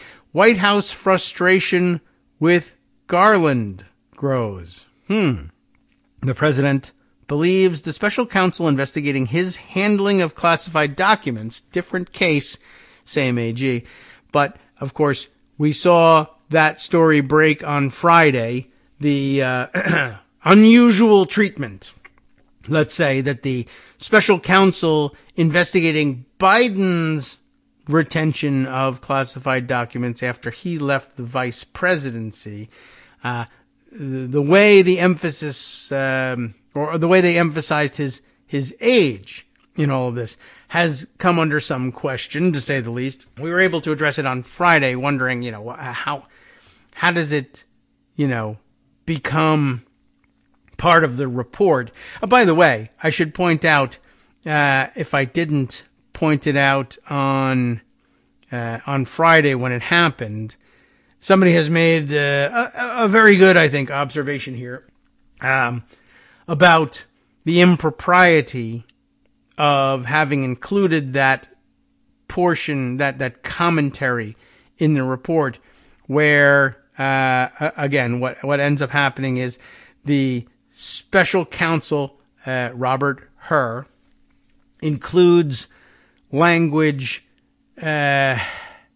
laying out his belief, I guess. Well, I mean, without explaining everything that's going on, because the good point that is being made here will be, I guess, spoiled by spilling too much. But of course, everybody knows that the headline that New York Times and most of the other outlets grabbed out of this was, well, what happened here was, you see, Biden is he's old. Well-meaning elderly man with a poor memory. That's how he ended up with all of these papers. And someone here has rightly pointed out, and I'll give you the name because I grabbed the Blue Sky posting of it. Ben Orlebke, maybe? Orlebke is my best guess at how you would pronounce the last name of Orlebeke. Ben, an immigration policy lawyer, is how he identifies himself in his profile there. And he says, okay, now how has is this the one I was thinking of? Yeah. How is it that every media outlet on earth, as he points out here, including a 3-person byline in the New York Times, made this extremely fundamental error about the poor memory quote in the Her report? This is some good parsing, I think. First, he grabs a screenshot from the New York Times piece, bylined here to Shane Goldmacher, Reed Epstein, and Katie Glueck in the February 9th New York Times, stating, when President Biden appeared at a last-minute news conference on Thursday night, he hoped to assure the country of his mental acuity hours after a special counsel's report had devastatingly referred to him as a, quote, well-meaning elderly gentleman with a poor memory. We all remember those words. And then the screen grab of Aaron Fritschner, who's pointing out what's really happening here is that what's happening is Her is hypothesizing about a possible legal defense strategy here. In other words, it's not Her's conclusion, or Her is, I guess, not brave enough to say that it is his conclusion. It may very well be his conclusion because he is a partisan Republican. But it's his conclusion that he's not saying that it's his conclusion that Biden is in fact an elderly gentleman with a poor memory, well-intentioned or otherwise.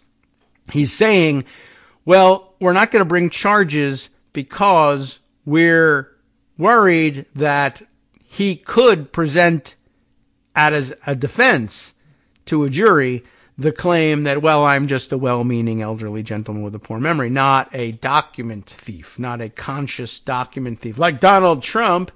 Well, who knows whether he's conscious of anything, but that might be a successful defense. And because we think it could be a successful defense, we're not going to bring charges because we just don't think the charges are going to go anywhere. We could charge him with this, but if he says he's an elderly gentleman with a poor memory to a jury, the jury's likely to buy that and let him go. And since they're likely to let him go, we're not going to disrupt the country and the election by charging him at this point. Like, okay, I mean, that's speculation, but the way it should be handled under normal DOJ policy is if you're not going to indict the guy, you don't disparage the guy. You say, we've decided that it's unlikely that we could make charges stick at this point. There are many defenses available. We think they're substantially more likely to work than to fail, and it's unlikely that we'd be able to secure a conviction, and that would be enough. But instead, they write, we have also considered that at trial, Mr. Biden would likely present himself to a jury, as he did during our interview of him, as a sympathetic, well-meaning elderly man with a poor memory. So it's not baseless that they are saying that he might offer this defense. In fact, they're saying he offered that defense to them. So they are fairly sure that he will offer that defense to a jury, and they may even be right about that. He hasn't to a jury, but they claim he has to them. So, okay. But based on our direct interactions with and observations of him, he is someone for whom many jurors will want to identify reasonable doubt. It would be difficult to convince a jury that they should convict him, by then a former president well into his 80s, of a serious felony that requires a mental state of willfulness. So it's far more than they really need to say here, but it's not without basis that they say it. But what they are saying is they think that he might say later on to a jury that he is this, that this is his mental state. I'm an elderly guy. I have a poor memory. What can you do? That's not the same thing as them concluding that he is elderly and as a result has a poor memory. But it's a much neater narrative if they do say that. It's, more difficult to explain that the special counsel is worried that he might say that later and convince someone that it was true. So instead, we'll just say that the special counsel has said it and that it is true. And that's a pretty big category error. And so there you go. I thought that was good parsing right there and worth pointing out. Okay. So anyway, meanwhile, over at Politico, they have even more to say about what's going on with this. And they, I think, rightly pick up on signals from inside the White House that people are a little disappointed that Merrick Garland, whose major defining characteristic in his PR profile anyway appears to be that he's bending over backwards so far to show that he's fair that he ends up becoming, in fact, unfair. And then, of course, everybody pointing out the obvious repeating theme in special counsel practice that when a Republican needs to be investigated, the only fair way and nonpartisan way to handle it is to have a Republican special counsel investigate him. That way, if there's an indictment, you can say, well, it isn't partisan Democrats indicting him. It's Republicans admitting that even a fellow Republican has enough problems that he needs to be indicted and taken through the criminal justice system. Whereas when there is a Democrat under investigation, it would be monumentally unfair and partisan unless a Republican was investigating him or her, as the case may be, or was, in fact. But, well, it wasn't special. Was it special counsel investigation? I can't even remember under what circumstances. But what led to the but her emails retorts. But at any rate, everybody knows that if a Republican needs to be investigated, you have to have a Republican do it. If a Democrat needs to be investigated, you got to have a Republican do it. And maybe this isn't working out so well. So here we are with this article. White House frustration with Garland grows. The president believes the special counsel investigating his handling of classified documents went beyond his remit. And part of the blame is being placed on the AG. We'll see if that's the case. That's the claim, though, of Jonathan Lemire, Lemire, and Sam Stein, who wrote last Friday and updated it since. Joe Biden has told aides and outside advisors that Attorney General Merrick Garland did not do enough to rein in a special counsel report stating that the president had diminished mental faculties, according to two people close to the president, as White House frustration with the head of the Justice Department grows. The report from Special Counsel Robert Hur ultimately cleared Biden of any charges stemming from his handling of classified documents that were found at Biden's think tank and his home. But Hur's explanation for not bringing charges, that Biden would have persuaded the jury that he was a forgetful old man, upended the presidential campaign and infuriated the White House. Biden and his closest advisors believe Hur went well beyond his purview and was gratuitous and misleading in his descriptions, according to those two people who were granted anonymity to speak freely. And they put part of the blame on Garland, who they say should have demanded edits to Hur's report. That's probably true, including around the description of Biden's faltering memory. In White House meetings, aides have questioned why Garland felt the need to appoint a special counsel in the first place, though Biden has publicly said he supported the decision. While Biden himself has not weighed in on Garland's future, most of the president's senior advisors do not believe the attorney general would remain in his post for a possible second term, according to the two people. This has been building for a while, said one of those people. No one is happy. Frustration within the White House at Garland has been growing steadily.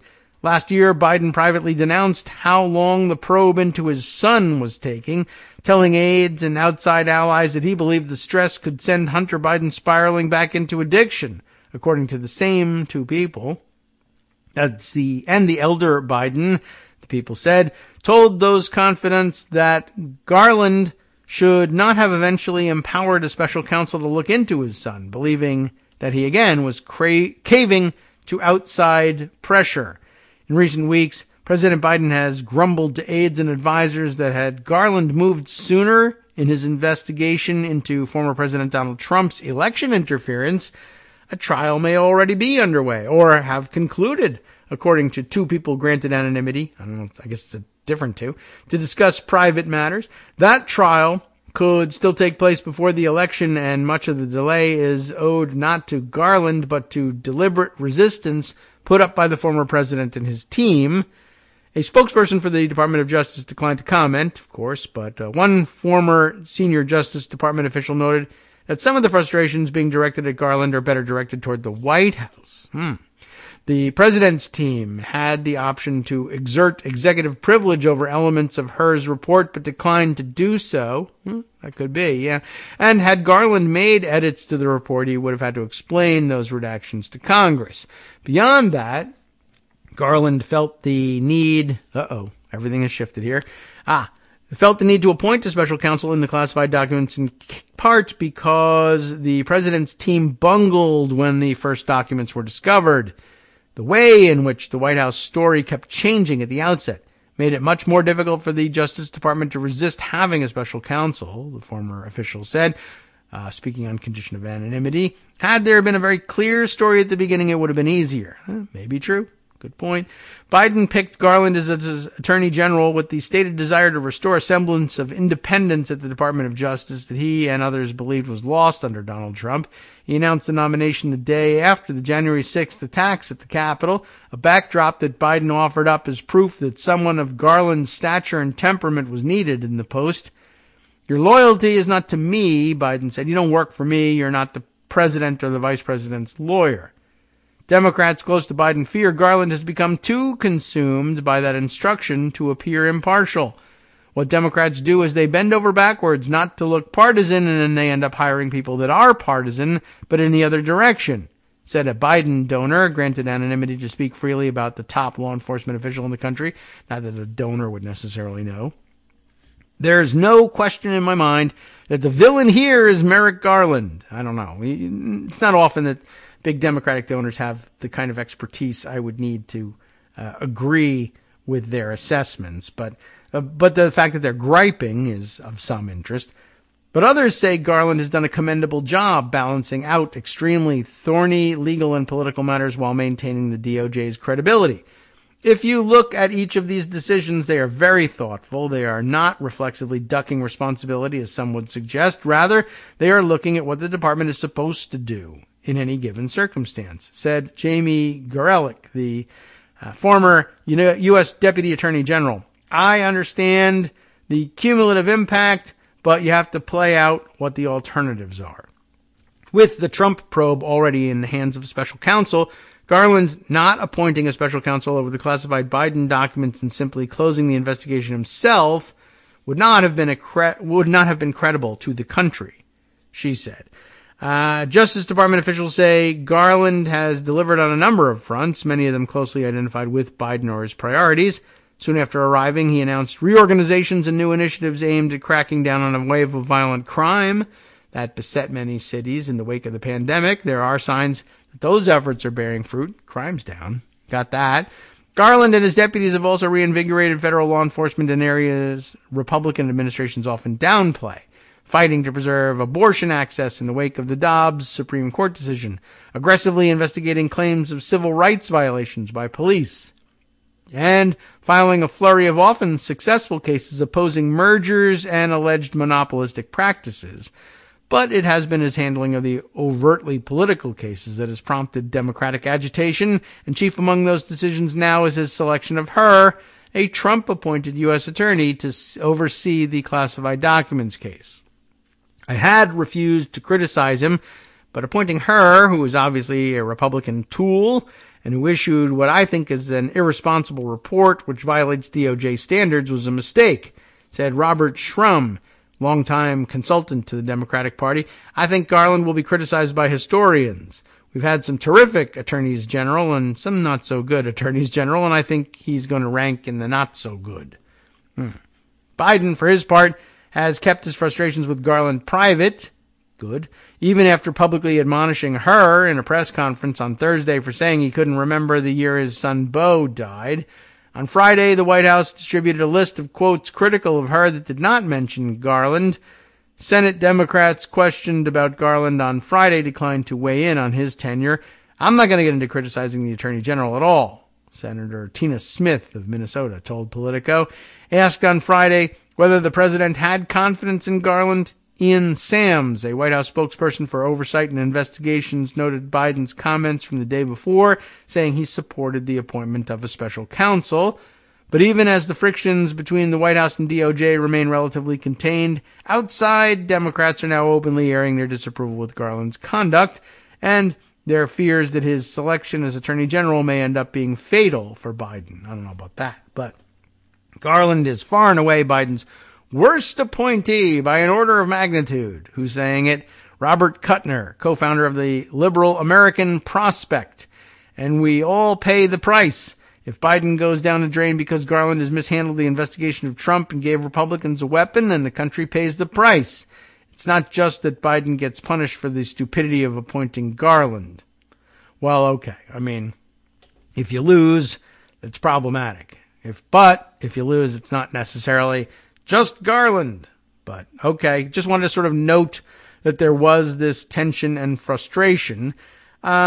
Maybe interesting thing to add here as we close out today, and we do want to try and close out on time because Justice is away from the desk today and he's got something all automatically lined up to play, and it's going to cut us off at the top of the hour here, as we're supposed to have cut off at the top of the hour all the time. But anyway, happened to see this up at the top of the recommended diaries list over at Daily Kos this morning.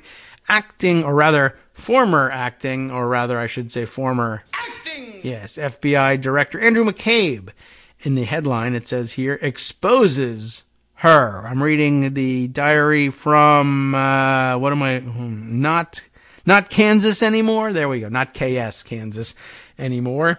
And, well, it goes like this. On today's Jack podcast, a fellow podcaster is Andrew McCabe, it turns out.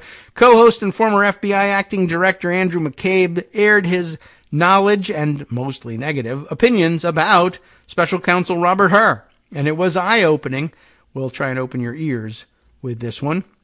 The segment about her begins about an hour and 28 minutes into the podcast. A good lengthy podcast, just like us. With a clip from episode 7, the week that Hur's appointment was announced a little more than a year ago. They are currently on episode 63. Of course, we do about 63 episodes a week, so, we're way ahead of them. But then again, he's Andrew McCabe, and I'm not. So, the entire segment and the weekly podcast, oh my God, anyway, are well worth listening to, but I will try to distill what McCabe said into bullet points, which is great because we only have a minute or so left. What McCabe said last year, here are those bullets. Hur was part of the Trump DOJ leadership team. Hur was Rod Rosenstein's point man for the Mueller investigation, and as such, he and Rosenstein presumably very carefully and quietly curtailed the investigation. That's a quote. He was involved in keeping the investigation, quote, in a lane. There was a lot of questionable or uncomfortable bleed over from White House politics and DOJ operations, McCabe had to say again about all the Mueller investigation.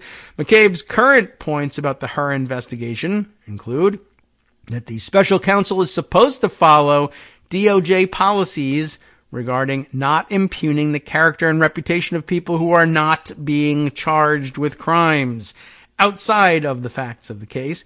Hur crosses the line in his statements about Biden's supposed memory issues and other things. I see what his cover is for having mentioned it, but yes. The report creates headlines and then contradicts itself by saying there is, quote, insufficient evidence to support ideas such as that Biden willfully detained classified material. The part about the recording with the ghostwriter in which Biden mentions classified documents being stored nearby is especially and seemingly purposely misleading. Hur states in several places that these documents are about policies related to Afghanistan, but then much further along in the report, Biden never says what classified material he was talking about, and classified information isn't included. Time for us to get that music rolling if we're going to get out of here nearly on time. The materials related to Afghanistan were found in a different place years later. The conclusions Hurd draws were not related to the facts contained in the report.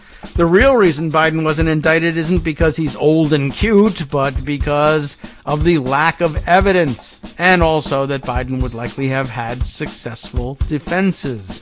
The appointment of Hur seems like a misstep by Merrick Garland. If Garland wanted to seem nonpartisan, he should have chosen a Republican who didn't serve in the Trump administration. That might have been a good criterion to include. McCabe also does note, in a spirit of full disclosure, that Hur was personally involved in several of the aspects of McCabe's own firing. As you probably remember, McCabe, who stepped into the acting director of FBI role after Comey's firing, was himself fired for opening an investigation into Trump. The firing occurred just before McCabe retired, and it was a transparent effort to punish him by depriving him of his pension. The DOJ also tried and failed to indict McCabe on, forgive the pun, trumped-up charges. McCabe sued for his pension and eventually reached a settlement with the U.S. government. I, our diarist says, am sure more dirt will turn up about the hatchet man Hur in the coming days. Meanwhile, Garland seems to be coming under increasing fire for his naivete about just how long Trump and his loyalists will go, or how low they'll go, to get and keep power in Washington. To Kagro in the morning with David Waldman. That's right, and today we hand things off to the rest of the Netroots radio lineup, preordained by Justice Putnam for us today, as he is out on a travel day, and should be back behind the microphone by tomorrow, I think. So, big mystery, in my view, of what comes up next, but that probably was answered in the message from him. We'll see you tomorrow either way.